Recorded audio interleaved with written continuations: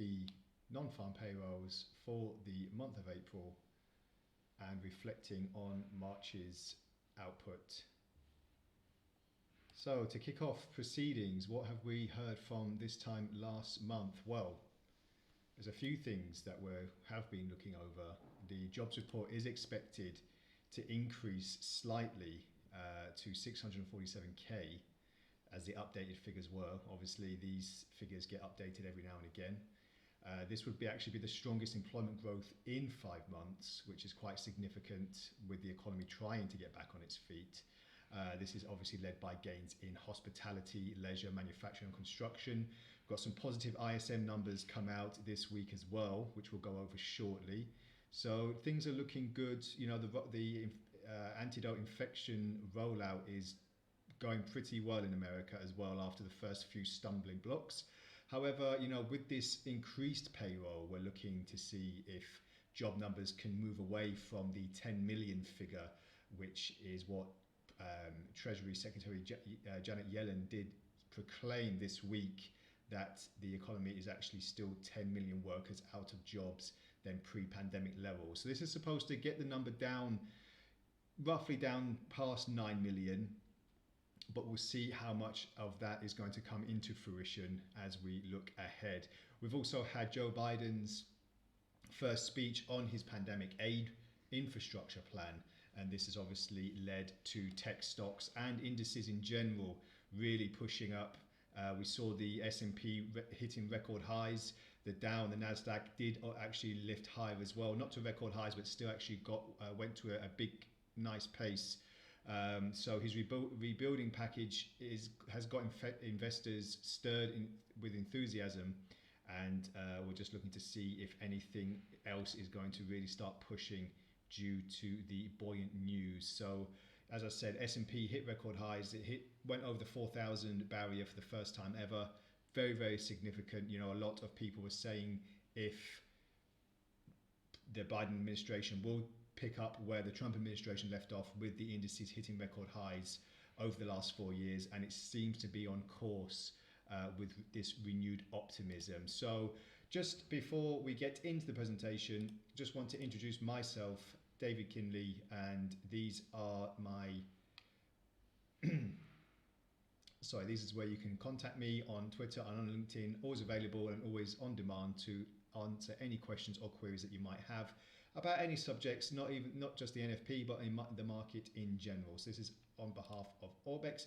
And just a quick risk disclaimer before we get into it. So foreign exchange trading and investment in derivatives can be highly speculative and may result in losses as well as profits. Foreign exchange and derivatives trading is not suitable for many members of the public, and only risk capital should be applied. This webinar is provided for information purposes only, and no information contained herein constitutes a solicitation for the purpose of the purchase or sale of any commodity, security or investment, nor should it serve as the basis for any investment decision. Orbex Limited does not guarantee the accuracy or completeness of any information or analyst supplied. So let's just take a quick look at the analyst expectations then. So as I said, the forecast is looking towards the 700,000 figure. It has actually been updated. It gets updated every now again as we get to the run up of the NFP data coming out, so which is roughly about 25 minutes. So a nice increase from last month, and we're just looking to see if that's going to keep pushing higher. As you can see, we had the detrimental downturn when the first wave of the coronavirus hit, and then we had the record jobs growth, which was natural because obviously after the first lockdown, jobs were supposed to get back on track. Unfortunately, they've actually dwindled, as we can see, and you know, we've actually gone into a minus figure a couple of months ago. So we're just looking to see if that's going to keep picking up, which it should do. A steady graduation, which should keep optimism at its highest. So February's data beat expectations. Optimism is heightened after economists predict a improvement from last month's figures.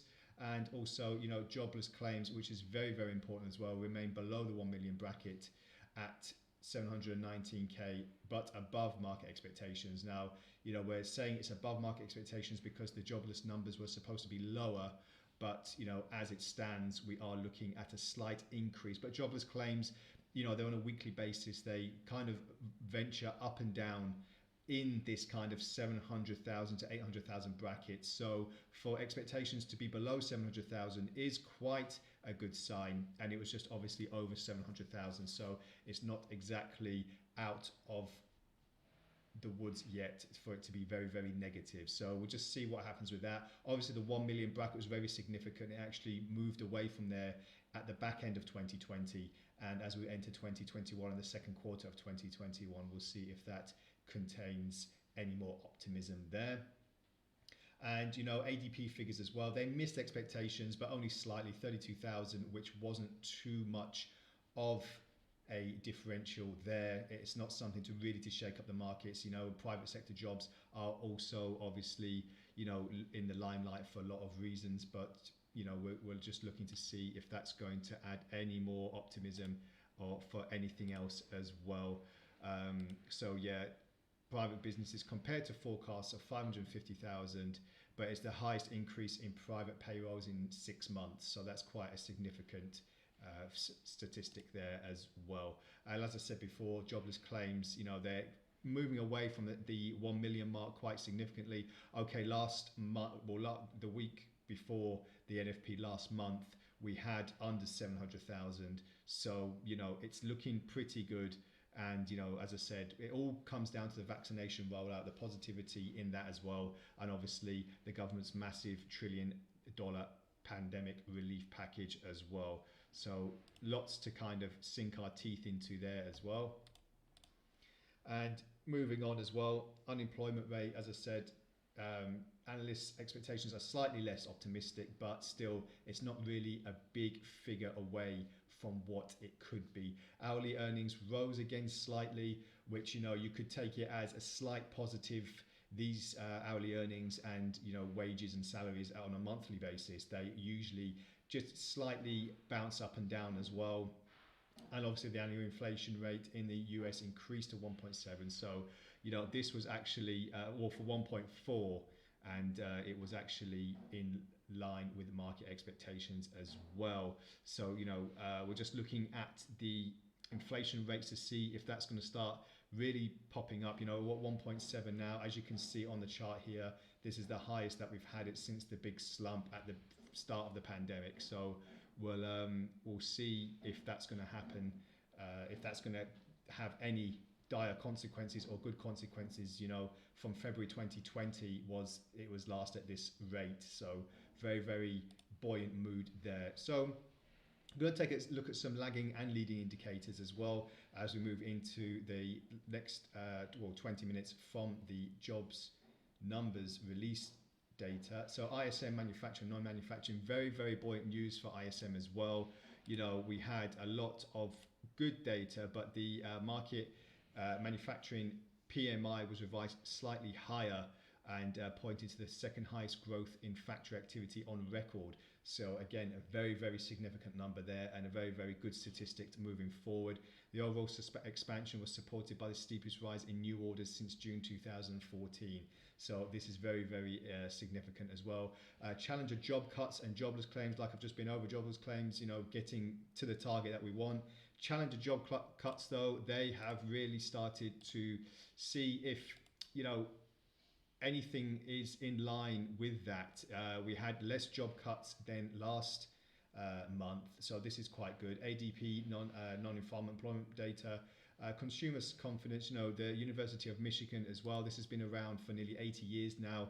Obviously, looking at an index, each month at least 500 telephone interviews are conducted by this survey, and 50 core questions are asked, and it has implications that can that can influence the value of dollar stocks and bonds. So this is very, very significant. Leading indicators, you know, treasury yields and equities. We heard that treasury yields are flying at the moment. Equities as well are flying. So, you know, indices in the market are really starting to push into green expansion, which is very good. Crude oil prices as well, you know, they have been very, very choppy recently. Obviously, we had some news about the Suez Canal. Well, you could call it a bit of a disaster, really, with the ship being stuck in the canal for over a week. That has, you know, kind of started pushing oil prices higher due to the worry over demand. But as it was cleared, then obviously, oil prices did start sinking slightly. So we'll just have to see how much they are going to start sinking and how it's going to really start affecting everything else. So yeah, just looking at some pros and cons from the previous data that's been released. As you can see, what we look at here is the last round of data and see if there's more pros than cons. And at the moment, there's, the pros are just kind of taking it. So we'll see how that's going to work as well as we exit the next 20 minutes or so. So, Treasury is slightly down, but this is in the last hour, at a very, very small percentage. Crude oil, though, very, very buoyant today. And we'll see if that's going to really start pushing. Choosing the best pair to trade as well. We always look at the current rate in different economies as well. So as you can see, Switzerland always in the minus for the last year or so, probably longer than that. United Kingdom, they've said that they're not phased by going into negative territory, so something to look out for in Q2 if the Bank of England start to push their interest rates at a lower rate as well. So we'll just see what's going to happen with that as we move, and also retail sales in the US as well. This is something that can really push and see if it's going to actually decline. We had a big resurgence in the previous data, a 7.6% jump in January, and then we had a -3% drop as well in the month after that. So, this is presumably due to the cold snap that we saw in a lot of the southern states in America, such as Texas and Arizona. But we'll see if there is any sort of bounce back in activity. And just choosing the best pair to trade, this was done in the last 20 minutes. So we see that the dollar has taken a little bit of a hammering over the last 24 hours. Obviously with Joe Biden's pandemic relief in the main headlines, this is going to weigh down on the economy, obviously, because there's going to be more spending and obviously more borrowing, and with that comes the payback as well. So the dollar has taken a little bit of a hammering. The pound is down a little bit as well. So looking at the euro, yen and Swiss franc, these are looking like good pairs to trade at the moment as we come into the final 15 minutes before the jobs data is released. So just a few things to go over like I always do. How to protect your risk capital, very, very important. I want to always just reiterate this again and again because, you can never be too careful with your capital and, managing it properly. And even if you put it into a portfolio or something like that, it's always good to have protected risk capital as well. So firstly, avoid trading during the NFP.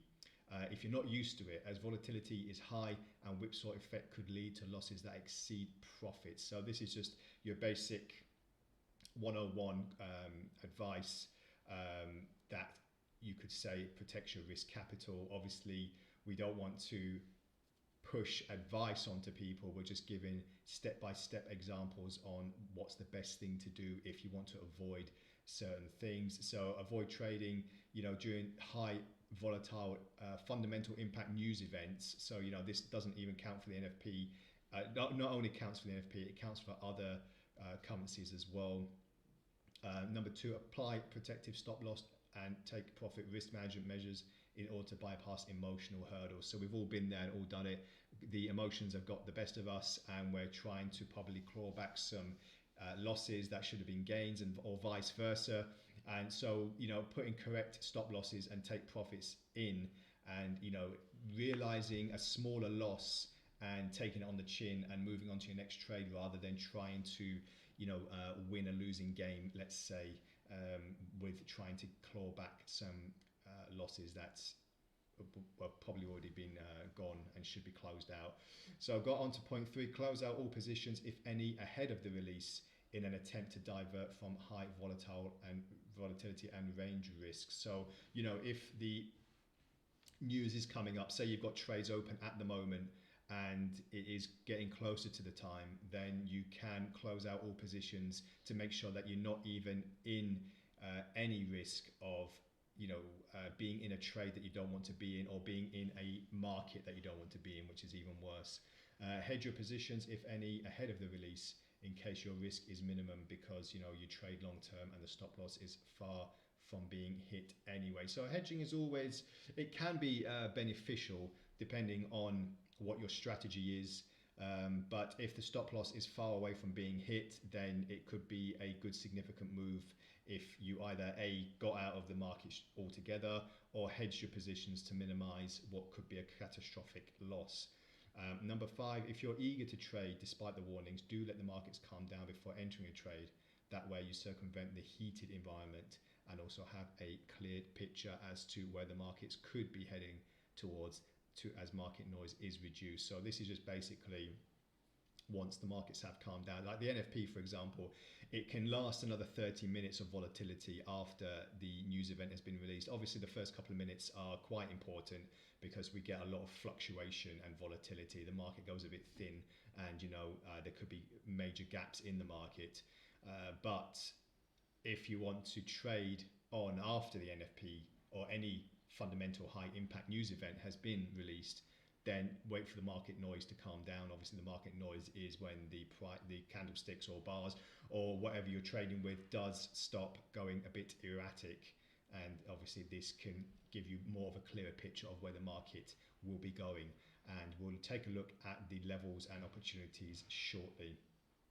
Number 6, analyze the data post release. So without supporting employment, wage and unemployment data, any directional trade is at risk of a reversal despite the NFP is over. So, when we get a large spike or a large gap in the market to the upside or downside, then there is always the risk or opportunity of a reversal. And even though the news event is over, if the market spikes 50 to 60 pips, let's say in the course of 3 or 4 minutes or even less, then there is always the opportunity to reverse the market as well. So this is just something as well what we will be looking at as well as we go on. One moment please. So, and obviously what we're doing, post-release data is just as important as pre-release data, excuse me, because you never know what's going to come out afterwards. It could be a very, very detrimental jobs report for America, but then afterwards there could be a light at the end of the tunnel, and this light could actually happen within the first 10 minutes of the data release. So the reversal could be very, very sharp, a whipsaw effect, and this is not uncommon as well. So something to pay attention to. And then lastly, pay attention to the divergence between actual and consensus figures. So gaps of 20 to 30k are not considered very effective.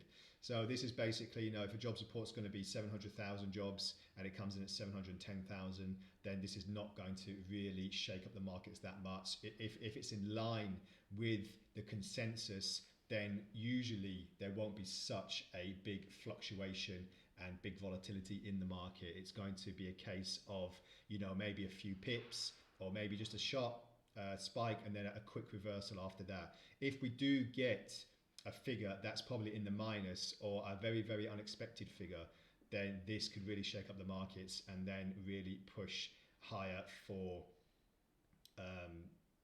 a bigger gap in the market as well. So just things to look out for as we really start pressing ahead with everything at the moment. So we'll just go into the charts now. So I've just picked up a basket full of the main currencies, including the Dow and gold. So I just want to see what the potentials are going forward and then see where we can be at the end of this. So as I said before, we've had some really positive data in the last week,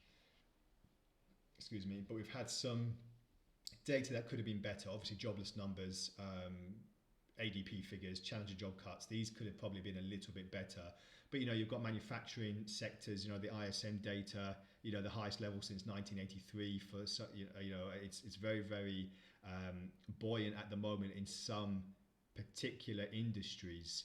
And they're saying that some jobs have actually got back, in certain sectors, got back to pre-pandemic levels.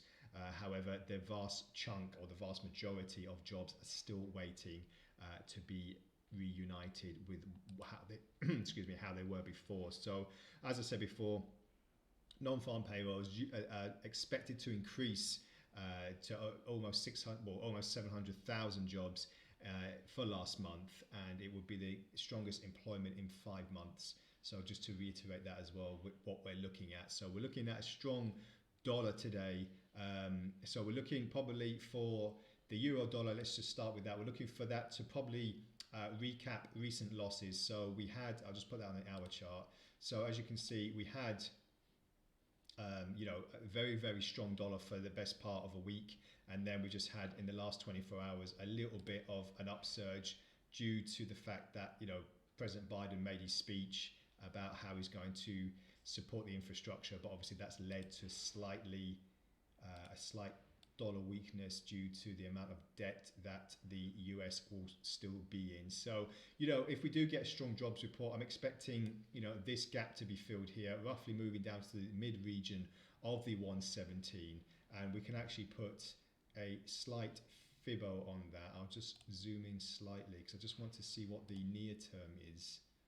And we're just looking at the moment, if I can put it on, that is. We're just looking at the moment to see what the potentials are and how far it can retrace. So, at the moment, we're on the 23.6. Naturally, if we puncture that line, then I'll be looking to see if it's actually going to forget the 30, the next line, 38. And we're looking to see if it's going to go for the 50% retracement there. So roughly looking at the mid 117 range if it's a decent jobs report. Same with the pound as well. We're just looking to see if that's going to really start testing levels and if we're going to start really moving in the direction that we want. So that'll be quite interesting as well. Sorry, my mouse is playing around with me at the moment, so bear with me. So there again, so as you can see, we've actually gone through the 23.6. Now I'm going to be looking at roughly the 50% as the next target. So you're looking at the 138 region, which is quite psychological, quite significant since we punctured that recently as well. Gold, on the other hand, gold has been performing very, very well. I had these figures here before. There's 1680 and 1690 because these were monthly lows, and if it broke this support of 1680, then we would go to really, really fresh lows. But as it stands, we've actually started pushing higher and gone above the 1700 handle, which is quite significant. So the next target for me is going to be 1750, which is quite a psychological target, and we'll see if that really comes into fruition. Probably won't happen today, but we'll see depending on the current market sentiment and what the potentials are going to be. Dollar yen as well, fantastic performance from the dollar yen. If we just put it into 4-hour mode, as you can see, really boyish accentuation there. We'll put it on the weekly chart actually just to get a bit. I'll just make it larger to get a better understanding. So as you can see here, the highest we've been in a while. I mean, if we go back to here, we're looking at this time last year, 22nd of March, just before the pandemic levels really started to take hold of the economy. So, I'm expecting now if we break here, we're going to push up probably over 112 easily, and that will bring us back to early 2020 levels. So very, very significant there. We're just going to wait and see if we're going to breach the previous couple of false spikes that we saw here, false breaks, roughly towards the 111 handle, and then as we move up, we'll see if that's going to actually get any higher than that. So very, very exciting levels to keep in store. It's always good when there's a psychological handle to pierce, because then we can really sink our teeth into what the opportunities are and how it's going to really affect the markets as well. Looking on the Dow, so as we said before, the Dow, the Nasdaq, the S&P going over 4,000 points. The Dow as well, let's just go on to the 4-hour chart here, just make it a bit larger. So as you can see, the Dow pushing for record highs once again, and there's no reason why it can't. So that's the 4-hour chart. We're just looking at, that's probably a better angle for it. We're just looking at this kind of confluence here with the recent tops, just in the mid 33,000 region. We're just kind of basking in the lower region of the 33,000. So it's no reason why we can't actually attempt another shot at there in the next few trading sessions. You know, as I said, with the tech companies really being buoyant because of Joe Biden's infrastructure plan, then we can see this pushing higher as well. So, you know, very, very exciting news there. And the dollar CAD, interestingly enough, this NFP report does not feature any Canadian dollar news. Usually there's some kind of unemployment rate or, you know, job number of some sort, but for CAD today it's muted. So this will always, this will solely be on NFP data. So at the moment, I'm just looking to see if the CAD will start sinking lower, which would mean that the dollar would gain strength. So I'm just looking at the next levels here, which are going to basically, if I can see a move past 125.60 or 125.70, which is roughly about 40 or 50 pips, then I'll expect another move to the upside, and you know, to break these levels that we've seen over the last few days. So it's not out of the question that we might see this today. As you can see, there's been very, very sharp decline, and this only started on the 30th of March, so that's only a couple of days ago. So if you think how far it's come and how far it's dropped, let's just take a quick look. So over 100 pips in a few days. So there's no reason why we can't gain those pips back in the next couple of trading sessions. As you can see here, we've already got back a few of the pips that we've lost. So now, you know, we're building up to this 50% Fibonacci level. So I'll just be seeing how that's going to affect the recent markets as well. Just want to pull out the S&P as well, just to see what the potentials are with that. Just get rid of that. And what I'm looking at here for the S&P, you know, really, really impressive stuff from the S&P. Moving on to record highs, you know, really, you know, we start the session over just over 4,000. Now we're going to, you know, 4,032 at the moment. So very, very nicely done from the S&P, and we'll wait and see if that actually changes as well, which has been very, very significant in the last few trading sessions. Just a couple of minutes before the news is released, I'll just keep having a look to see if anything is worth having a look at. Just take a look at oil as well, at WTI. So as I said earlier, you know, we had the Suez Canal fiasco, let's say, for a lot of traders, and you know, since the shipment has been cleared, you saw this drop down to under the 59 region. So I'll just highlight that now. So it's roughly about here. We had a couple of false breaks, but if it stayed under 59, I would have probably imagined it would have probably kept pushing lower. But thankfully we had a bounce here, as you can see, and now we're moving to the upside. A nice steady level above $61, which is quite significant. Just highlight the $61 area, and we'll see if that's going to keep pushing higher. We've held above it. I'll just zoom in for a better clarification. So we've held above it nicely. As you can see, the prices did start waning in the last couple of hours, but we've held above it nicely, and now I'm expecting another push to previous highs.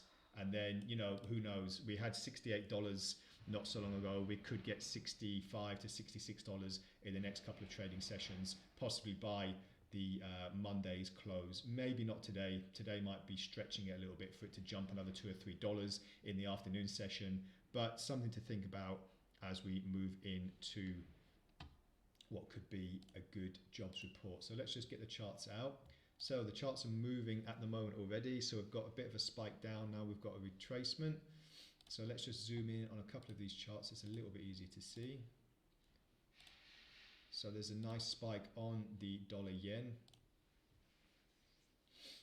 and a nice spike on the dollar CAD. So it looks like we've got a bit of news coming in now. Just waiting to see what the potentials are. Just give me one moment while the news filters through.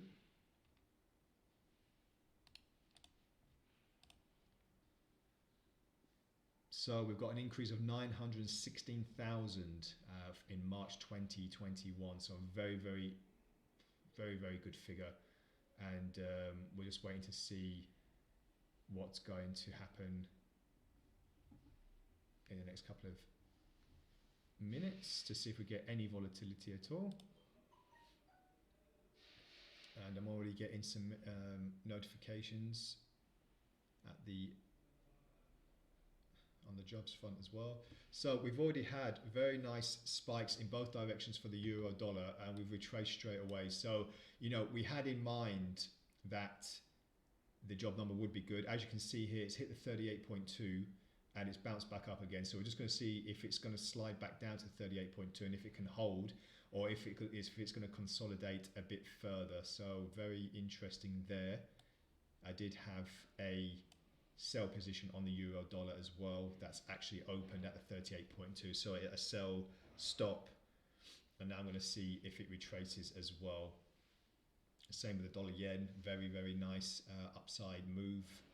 And look at the Dow shoot upwards as well. This is very, very significant for the Dow. So we've punctured fresh highs above the 33,500 figure.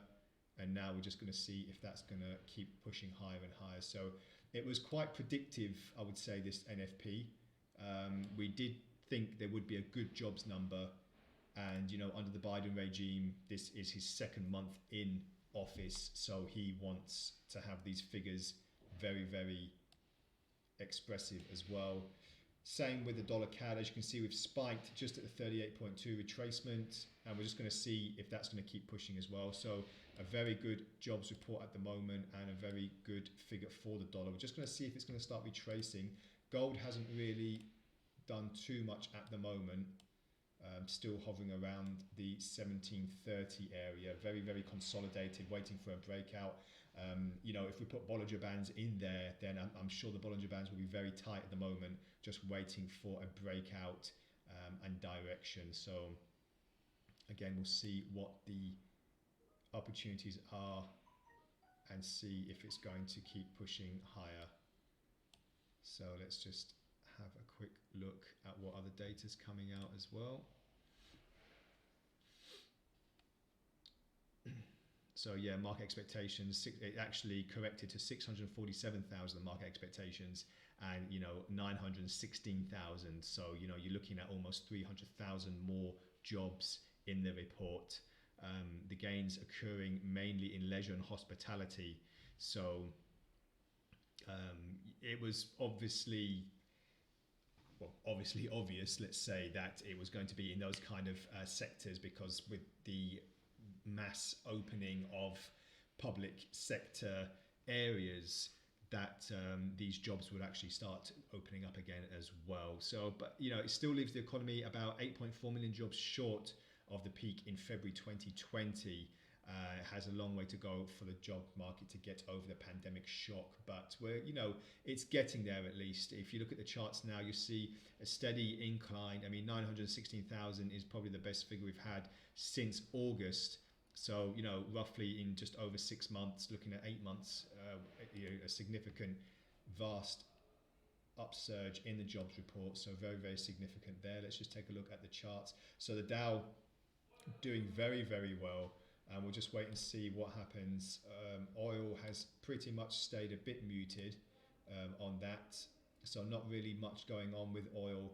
Oil is really bouncing off, you know, the pandemic headlines to see if there's going to be a really big push in the way it's going to start pushing higher and higher. And we'll just wait and see if that's going to start moving higher or lower as we get into the main week into Q2 as well. You know, with the coronavirus pandemic vaccination rollouts that have really been successful, especially in the UK and America, we'll see if that's going to keep pushing higher. Look at the S&P, you know, really buoyant at the moment. I'm just going to bring it down, just zoom in a bit more. You know, if you probably put an RSI now or some kind of volume indicator, then, or you know, motivation indicator, then we'll probably might be able to see some divergences and some clues in the short term to see if we're going to see a bit of a slowdown in the S&P. But at the moment, very, very buoyant and looking very, very calm and relaxed. So just keep an eye on the euro dollar a little bit more as we go into the first, we'll come out of the first 5 minutes, go into the first 10 minutes of the post NFP data release. So that's stayed pretty muted. Let's take it onto a 15 minute. So you can see that the main volatility has really been in the last 10 minutes of the news release. So the last 5 minutes of the news release, and as you can see now, it's finding direction. So I'm just going to see if we can move below the 23.6, then I'm going to expect a fall back down and another test towards this area here. As you can see, it's pushing up at the moment, but good indication to have a bit of a retracement now. We don't expect it to start pushing too much higher, so that will be a good retracement opportunity if it comes into fruition. But look at the Dow, very, very good. and tech sector stocks will be looking to see if that's going to start pushing higher as well. So let's just take a look at the dollar CAD. As I said before, a bit strange that there's no Canadian news at the same time as the dollar. So we're just going to see what direction that's going to go in. I'll just zoom in so it's a little bit easier and put it down to a 30-minute chart. So as you can see, quite a wrap around, but we're looking to see if prices are going to remain above the 23.6 to have another move at this full spike, if it is a full spike at the 38.2. If not, then to retrace recent losses that it has made over the last couple of trading sessions. So we'll just wait and see if that trend continuation will continue down to lower levels. So again, we're just waiting to see what the outcome is. Euro dollar really starting to move now, really, really progressive. As you can see, nearly moving up to the recent high, roughly at the 117.80 level, but expecting a bit of a retracement now as prices start coming down. So we've already retraced 3 pips. That move was only 15, 16 pips. It wasn't really, really significant, but it will be significant if it can hold above the previous highs. So, if it does break these spikes here, then obviously the natural progression would be towards 118, which is where I'll be looking at in the next couple of trading hours. Not really expecting it to push too much in the next 10 minutes or 20 minutes up until the first hour closes on the NFP. However, just looking at what the opportunities are as well. So oil as well. So yeah, very, very muted at the moment. Just waiting to see if oil is going to start running off the headlines as well. And we've got the Dow really, that will probably pull back a little bit, but if we can remain above the recent break here, that'll be significant for another push to the upside. And let's just bring this higher so we can see what the true potentials are of the Dow. As you can see here, such a big vast gain. As I said earlier, there was a lot of pressure on the Biden regime to see if it's going to eclipse the Trump regime. Obviously, this detrimental downturn here was with, this was the second wave in October 2020, when things really started taking a hit on the pandemic front. But the economy got back on its feet, or the tech stocks got back on its feet as well, as we see what was going to happen after that. And so the dollar CAD now reversing a bit more to give us a bit more of a direction here, and the euro dollar as well, just seeing, there you go, there's the retracement that I was talking about. So we'll just see how much of the retracement that goes down. We're in the 117.76 at the moment. I expect it to probably fall down to 117, below the 117.70 handle, and possibly start pushing down even further to, as I said, this would be my target here. And if it does actually reach this again, I'll be looking at the 50%. Just moving to the mid regions of 117.50 to make sure that we get a nice profit on a sell position there. So just wait and see what the next figures are. Just have a little check as we come into the final quarter of the hour. So I've also got unemployment rate, manufacturing payrolls as well. Average hourly earnings are slightly down, but you know, it's very, very slightly, so it's not really something it's going to affect things too much. Let's just take a look at the employment rate. Unemployment rate fell to 6% as well, from 6.2 in the previous month. So that's the lowest rate in a year. So that's very significant as well. However, it was in line with market expectations. So again, just wait and see how that's going to pan out in the next few trading sessions as well. And also, as I said before, keep an eye on the US indices, because, you know, with Joe Biden's speech the other day, we're going to hear more speeches from him, and this could actually shake up the greenback as well as the tech stocks and the indices. So very, very interesting to keep an eye on. Obviously, this time last year when the US indices were surging before the pandemic, a lot of people were waiting for the pullback. If the pandemic didn't happen, would there have been a pullback? We obviously don't know, but there might have been a little bit of de-acceleration there. So we'll see what happens shortly. So dollar yen, just looking on these pairs for one final time while we have the presentation still going for the NFP. So yeah, I think dollar yen, it looks slightly exhausted there. Just looking now to see if it's going to pierce the 110.70 handle. That will be my next move to see if it's going to be significant. If it holds above there, then I'll be looking at further fresh highs as well, possibly towards the 111 handle, which will be quite significant, as you know, as you can see, a lot of the markets, forex markets in general, are getting back to pre-pandemic levels. So we're just waiting to see if that's going to keep pushing as well. And just let's look on the pound. Didn't really touch on that too much. So the pound, again, it's pierced the levels that I wanted it to, but we've had a bit of almost a full retracement again. So if you just remember thinking back to the presentation that we went over, looking at the retracement levels, when there's big, high impact fundamental news being released, we get the big surge in the candlestick spike. So this is a 30-minute candle. It spiked just over 30 pips, but as you can see now, it is ranging again as it did before the news release. So very, very interesting to get retracement profits as well as continuation profits as well, which is quite significant when you're trading. If you do want to trade high impact news events such as the NFP, it is very important to try and sort that out as well, to make sure you're not losing out on any potential trades. And obviously, if you want to just steer clear and stay away from these kind of trades, then, you know, I don't blame you. It's not something that is highly recommended all the time for everyone. It's not for each trader. Obviously, each trader has their own different trading strategy. So we'll just wait and see how yours progresses, if you have yours in a portfolio or not.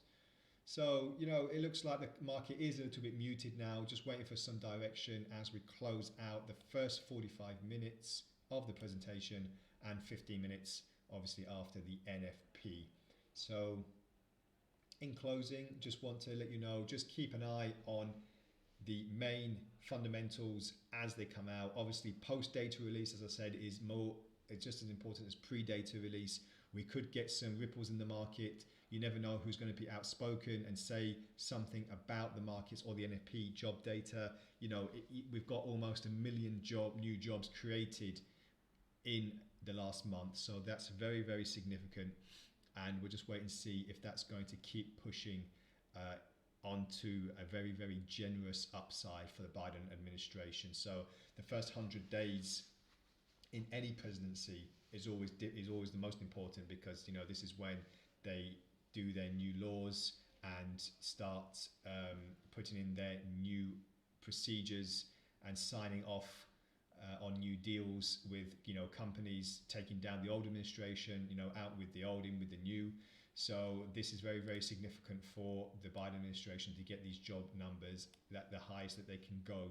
So, you know, if we can get over 1 million for the next month, for the month of April in May's NFP results data, then that will be quite significant. So just to touch on now, euro dollar just kind of hovering at the 23.6. It's just waiting for a little bit of direction. If we can hold below that, then I'll be very, very confident that we can really get down to 38.2, as I said, into the mid 117 region to really cap off some gains here. As you can see here, the Dow is really pushing higher, and so is the dollar yen. As I said before, I'll be just looking at the 110.70 area excuse me, to see if we can get a little bit higher, and that my next target would be the 111, so that would be quite significant as well. And just finally on the dollar CAD, waiting to see the direction of that as well. It looks like it's probably going to keep ranging in this area here. We've punctured the 23.6, but if we can not reach these lows here, then it will probably expectedly revise back up to the mid 125 region as well. So something just to keep an eye on in the next few trading sessions and the trading hours as well, depending if bulls and bears are still in the market. Obviously, it looks like a lot of the data was priced in before the release because there was supposed to be quite a big jobs data creation. So we'll just wait and see what happens with that as well. And just really interested now in the way the dollar is going to turn. So, you know, if you are studying the markets for the rest of the session, there's still a few hours to go, and, you know, it should be quite interesting. As I said, these levels here, if it can hold, it'll be good to see if prices can really start moving. A bit surprised on gold and oil. That was pretty muted, but as I said, maybe the data was priced in before the event was unfolded to us, and now we're just seeing what the repercussions are going forward. So in closing, thank you very much for joining me on today's NFP presentation. As usual, I'm on LinkedIn and on Twitter. You can reach me at either links, and I'll be happy to answer any questions or any queries you may have about anything. And also, this video will be put on our blog post on our YouTube channel at orbex.com. So feel free to, if you want to recap any of the data that we went through, and obviously on our YouTube channel you can leave any questions on the post as well if it's easier for you, instead of finding my personal links. And that should be all for today's NFP. So thank you very much for joining me. Have a great trading session ahead if you're still in the markets. And until next time, have a great month ahead of trading. Bye for now.